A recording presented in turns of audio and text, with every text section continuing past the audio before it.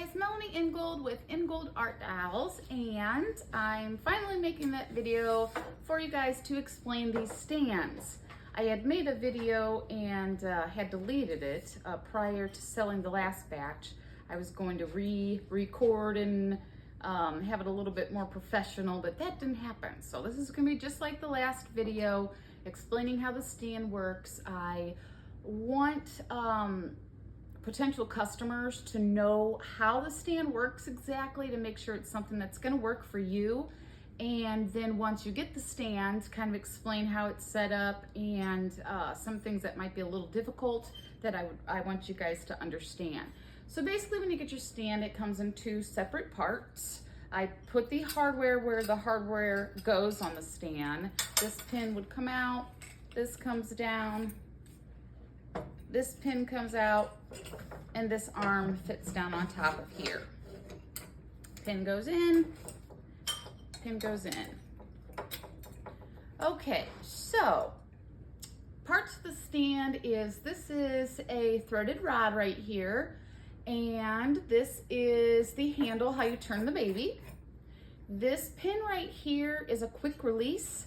Once that's pulled out, the baby will drop. It will come with 2 nuts and 1 washer. I'll explain those in a little bit. On the side here, there's a set screw. When this is tightened all the way in, it presses up against, there is like a hex shaved portion inside here that this presses up against so that the baby can't turn. That is like when it's tilted, if you're baking on your stand and you have the body positioned a certain way and you don't want it to turn, you might want to tighten that up. Okay, so how the stand works is basically off of a 5/16/18 threaded rod. This threaded rod is found at almost any hardware store. It's readily available. 2 5/16 nuts and what is called a 5/16 coupler nut. It's just basically a long nut. And one thing that you guys need to know is this rod will come in a long piece, and you have to get something to cut metal.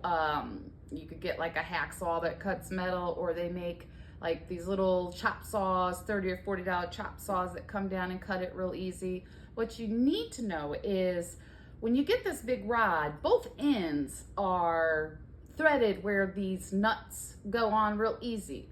Once you cut this threaded rod, it is going to be difficult to get these nuts on there. Typically, you can force it on there, like using a pair of pliers and and maybe put it in a vise to get that threaded on there. Or you would use a metal file and basically like file all the way around it at a 40-degree angle until this will screw on there. But like I said, you typically can force it on there on that cut portion. So what you'll need to make a body is 2 of these nuts and then this coupler nut. So I put 1 on the bottom, and 1 goes a little bit further down. This portion is going to go halfway through, only halfway through this, because you want to leave room to thread the body up on there. This other nut is on there because when you could take like a wrench and something like this. When you take one and twist it one way and twist the other one the other way, you are locking those together. So then you would take and I had in the previous video explained how to get the wire attached, which is rather difficult. Now, one of my customers actually suggested using epoxy sculpt, and that's readily available on Amazon. And I had purchased the white. I wouldn't recommend that. It's a 2-part epoxy putty, and you mix it together till it's all one color, and you can't really see that when both of them are white.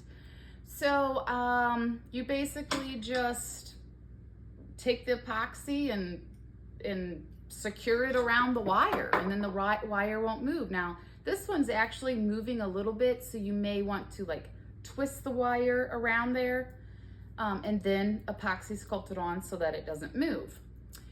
So that's a really simple way to make a body. Super easy. So how this works, and something else that I needed you guys to understand, is you need your head to have a hole through it, because this is going to slip up onto this threaded rod, and then this body is going to attach to the bottom. So on the stand will come with 2 nuts and a washer, and I'm going to describe how those work here in a second. So I'm going to take those off, and what I want to explain to you guys that's really important, because it will be a pain in your hiney if it's not done properly, or you could ruin this if it's not done properly. So I'm going to drop this out of here. Okay, so what you have to do to begin with, well, first you have to get this hole through this head. So what you need is, and someone asked me if it's going to crack it. Now, you might find like some chips around where this goes in. You could do a pilot hole, which is basically a smaller size drill bit to start off with, and then go into, here's the other thing.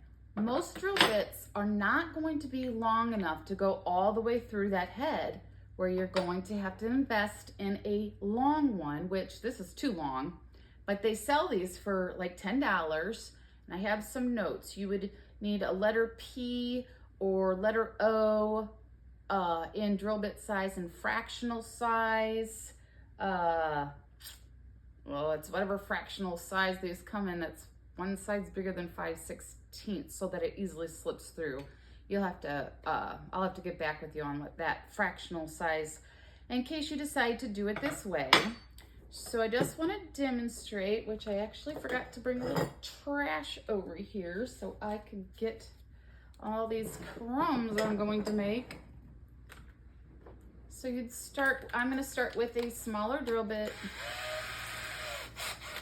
Okay, so when you have, where you want your hole is the top, highest most point of the head. This is typically where your pour spout goes, for those of you that are doing full body babies to be reproduced.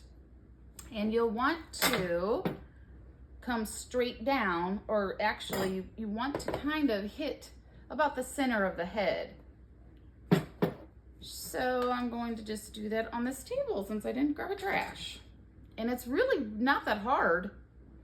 It might take a little bit of practice, but I should have, oh, my drill bit's not in there tight.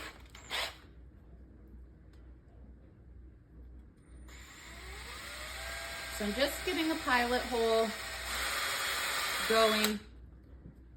This head, now I cannot say how easy or hard this is going to be with any other armature other than foil. I've never tested it, that's all that I use. So this is a size drill bit that this rod that hangs down from here is easily going to slip through. So I just wanted to show you guys, kind of just want to go in, straight in, and it might actually take a couple times to get that where you want it to be, but that's pretty good. It's about right where I want it to be, so that, okay, so the next part, what you would do, okay, this is important. You need this, the part where the hole and the hex goes on the top. You need this to be really snug into this. And the only way to do that is to use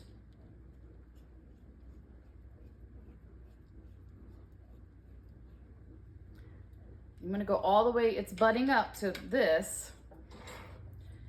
Okay, so if you do not want to ruin these threads anywhere on here, because once you have this head on, you're going to be threading from this end these other parts. One is to secure the head down, and one is to butt up against your stand so that the body, you don't want to ruin these threads.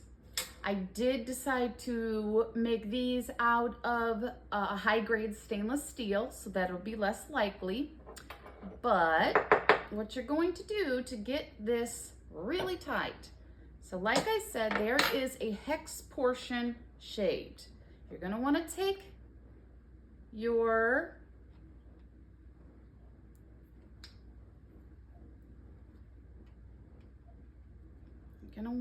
this and only put it on the hex, nowhere else on this, or you're going to ruin those threads.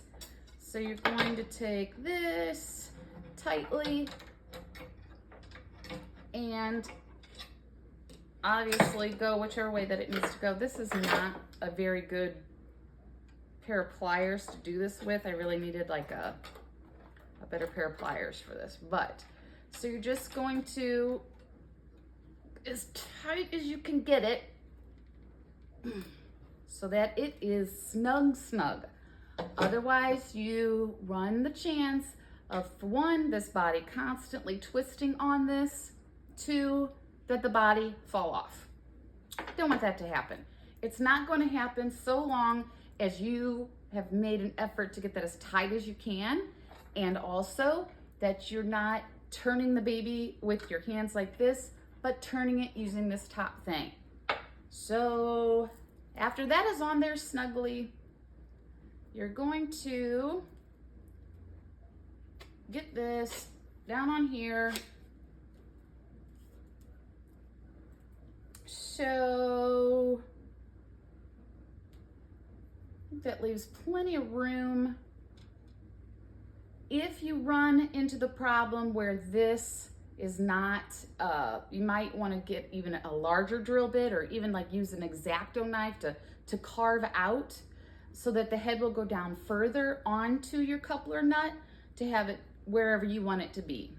Okay, so once it goes on here,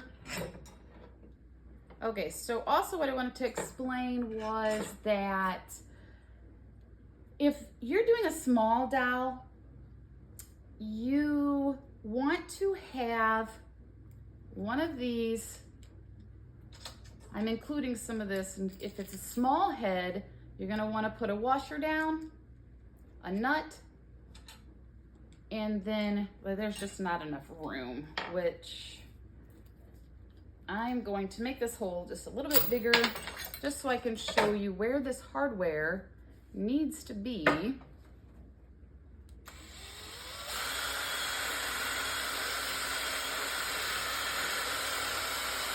I'm just gonna have to vacuum later. And that was really easy, just to get that carved larger so that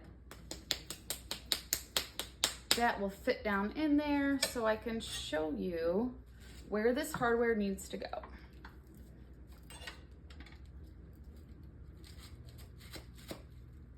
The foil is getting in the way. Something is. I'm just going to run that drill bit through there again and get it cleaned up.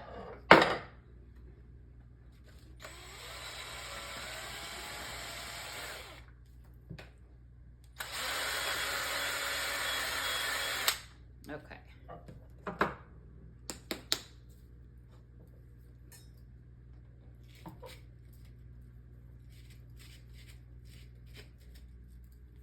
Come on. The foil's getting in the way. Try to get it together. It's going all the way through.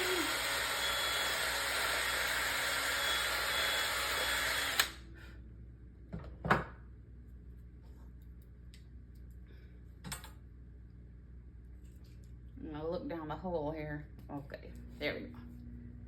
So you're just gonna play around with it for a bit. Okay, so I'm getting that down onto my coupler nut, and that's actually about where I want it to sit for me to start sculpting the body. Phew, it's hot. here. Okay, so then the hardware. Okay, so now I have room. So this head, so I would put one of those. Now this head doesn't really need all of this because there's really not that much space, but I'm gonna do it anyway. So this is going to, well, actually I would have done this anyway on any head because I did find that the head kept moving around too much, like shifting up and down. And once I would get my right here built, the head would shift on me and ruin it all. So actually I would put this on there. And it might get a little bit tight as it gets up to that hex.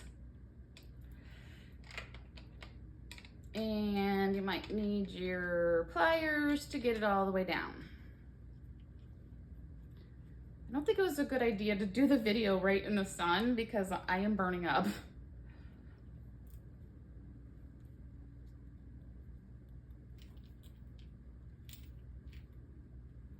And this is actually mine. The ones that I send out, I try to make sure that something's gonna thread on and off there readily. So this probably isn't gonna be as difficult for you guys. I just didn't do that to my own.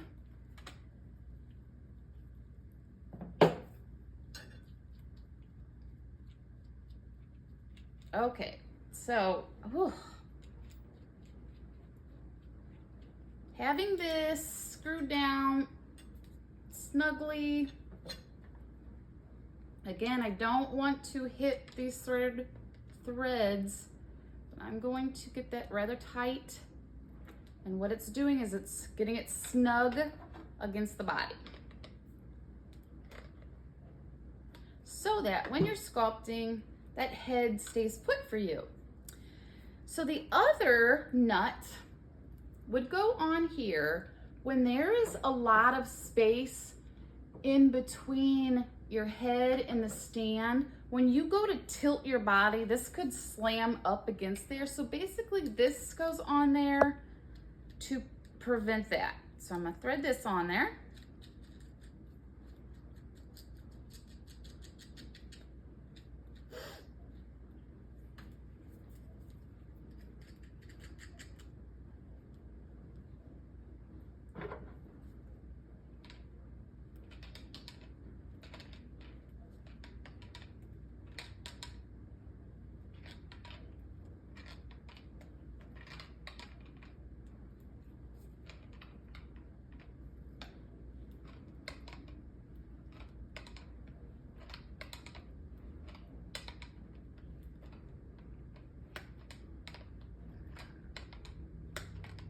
Once you get past the hex portion, it's really easy.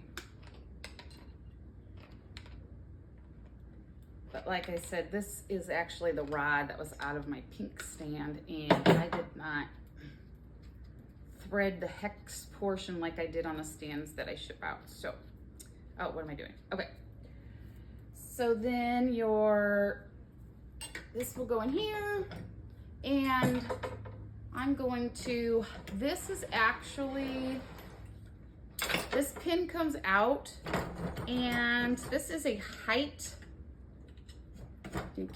So you gotta kind of feel for where the next hole is. I'm gonna look at it here. Okay, so I'm gonna have this a little bit higher. It's gonna go through here. Okay. So let's put this on. And the easiest way to get this pin through both of those holes is to kind of look through it. And when you can see light through both of the holes, you know it's ready for you to insert that pin.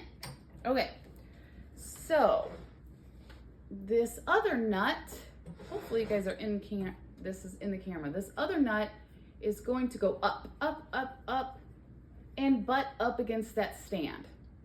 So that when you tilt your baby at various angles, this doesn't shove down into the stand.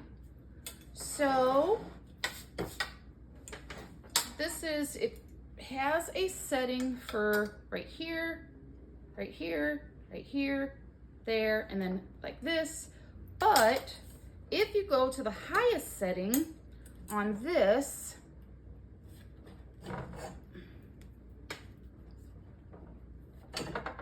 and when you guys get these, this is painted, so it may take a little time for some of the paint to wear for this top portion to easily slide.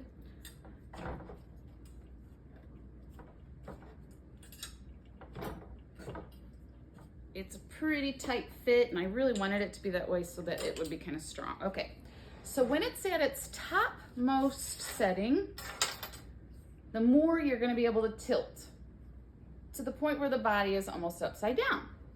So you can work on the feet or the booty crack or all those areas that were really, really hard to get to before. And so in this position, it's kind of hard to get to this handle to turn it. But like I said, you really want to get in the habit of, instead of turning your baby with your hands, because that it could get the body to come off of this rod. So just try to get in the habit of using this to turn it. So when you're done, when you are done sculpting it, you can bake it in the oven. Now this most likely will need to be at the lowest setting for it to fit comfortably in your kitchen oven. It's not going to fit in a toaster oven. I don't know that they make a toaster oven that big. Maybe, but this is more so for a kitchen oven. So what I want to talk about as far as baking your stand. So I put some handles right here so that you can hold it like this, wherever you want to go, to the oven or whatever. And one of my customers suggested a third handle because when it's in various positions and you're trying to carry it. So now these stands have 3 handles. Oh, I made a mess. Okay, so, all right, let's talk about wire. If you were going to bake your stand in the oven with your sculpt, I suggest 2 strands of 12 gauge wire because that's going to give you some really good strength. As you can imagine, being at this angle and the weight of your clay, a lot of the parts, it could bend the wire. And this is actually not the right gauge of wire. I ran out of the 12 gauge. Now bending 12 gauge wire is probably difficult for some people. So you may not want your armature made out of the 12 gauge. You may want it to be whatever you want it to be, which is fine, because it's just as easy when you're completely done with your baby to take this pin out and drop the baby. I didn't cut these legs to the right size, so,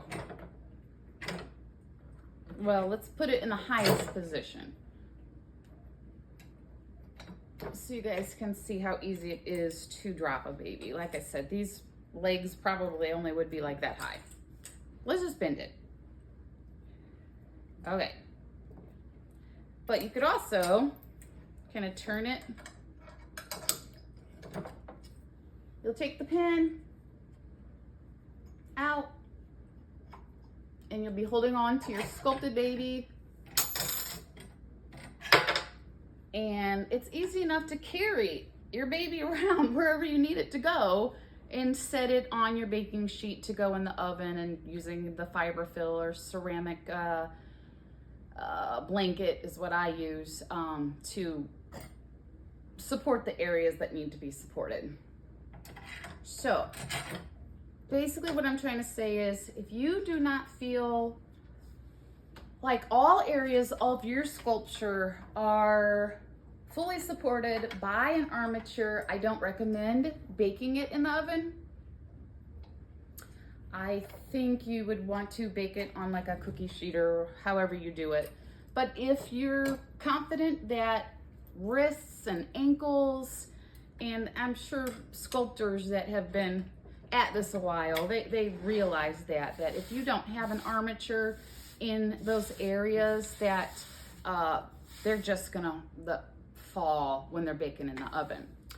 Okay, so I've got some notes here. I want to make sure that I've hit everything. Okay, so for those of you that don't want to drill this hole through the head, if that's the case, I do have an alternative if you guys are interested. It's basically just a handle, and you take some foil and you're gonna wrap it around and build your foil armature. So you'd start by getting a really good base or something really tight around the threaded rod there, and you kind of do this. It actually files that aluminum, and you just keep building it and building it. You could take it off and smush it however you want. Just keep putting it back on there, doing that. Get that built to where you want, and then tape it up however you want. It will twist, so I use masking tape. This is duct tape. I would not suggest taking duct tape down onto the handle. I'm afraid it would melt and your head would get stuck on there. But I have many times used masking tape. And to get that to stop spinning, I not only go around the aluminum foil, but I come down around the handle too. So then this would just go in the oven.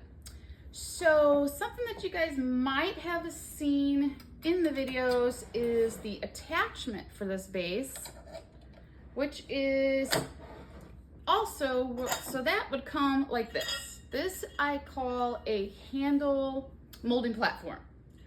This comes with 3 nuts and 2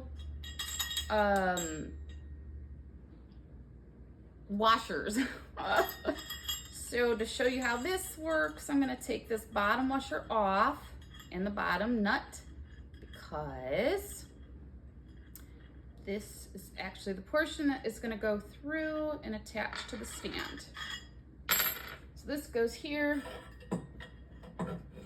Okay, so then this goes back on, and it's going to butt up. The washer has to be bigger than this 1-inch tube. Whoa, the washer's got to go first. So it's wobbly, but once you get this washer on there, and you get this one and those snug, it's not going to be as all over the place. So this is something that you can put your baby on and build your pour spout and do your glove molding. So get that really nice and tight, and it doesn't move around as much. It's not tight. You probably want to use your equipment to get that nice and tight. So this nut is to tighten it so it doesn't move. This nut is to stop everything from this distance to this distance is however long you want your pour spout to be if you're doing glove molding. I'm gonna take this out. So after it's baked and you want to get this thing off, again, you're going to want to put that there to get this to come out. So typically the head would be sculpted to the body at this point, but it's not. So we're going to pretend. So basically, this is what it would look like. Of course, these would be sculpted together, blah, blah, blah. This is the pour spout. You would build the pour spout and do your glove molding. So, but what this also can be used for, oh, I need to unscrew this. Ah!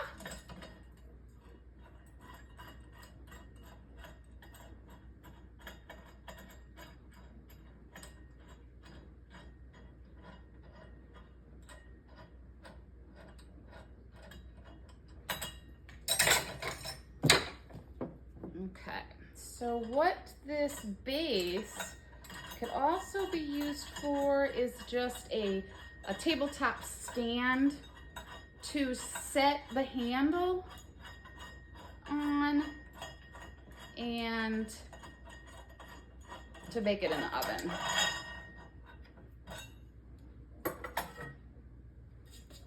Okay, so when it's turned up the other way, the handle fits in there and then you could put it in the oven. So it works for both things. Okay, so what else? Let me look at my notes.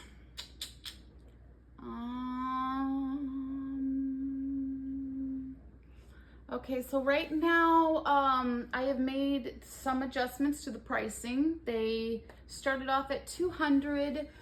They did take a lot longer than I anticipated, mostly due to the time and effort it takes to get them all sandblasted so that we could do the powder coating.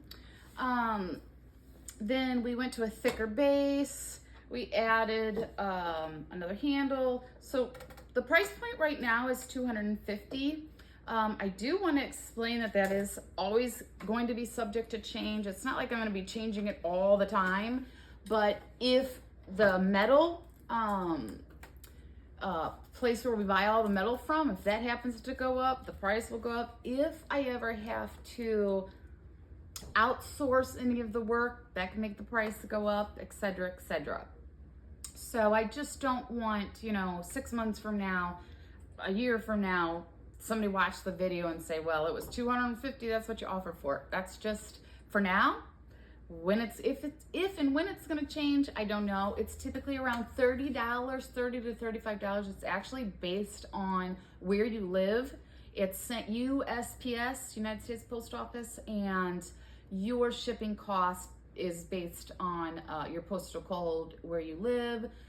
So it's typically around $30, $35. When you're outside the United States, I'll have to throw those numbers in, weight, dimensions, and all that to figure out what your shipping cost would be. Cutting. To know how to cut this, a project that I'm still working on is, I'll have these available at some point. Basically, once you have that, you kind of put that at the end of your rod, that goes under the head. This from here to here is 20 inches. And so the rod, this doesn't fit this baby, but the rod, the top of the coupler nut would be at the bottom of the head.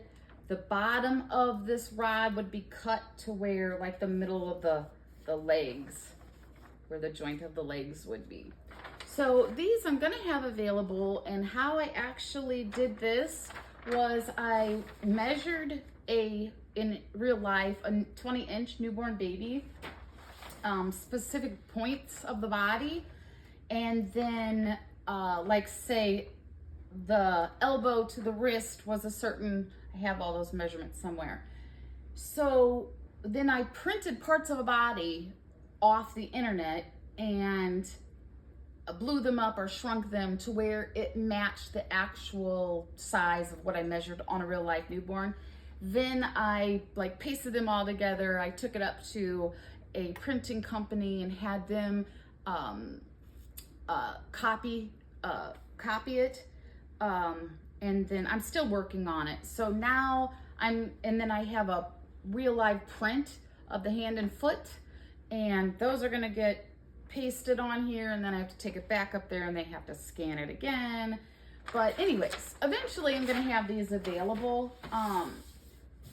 for every size baby, which there's going to be a dot from here to here to show you guys where these need to be cut.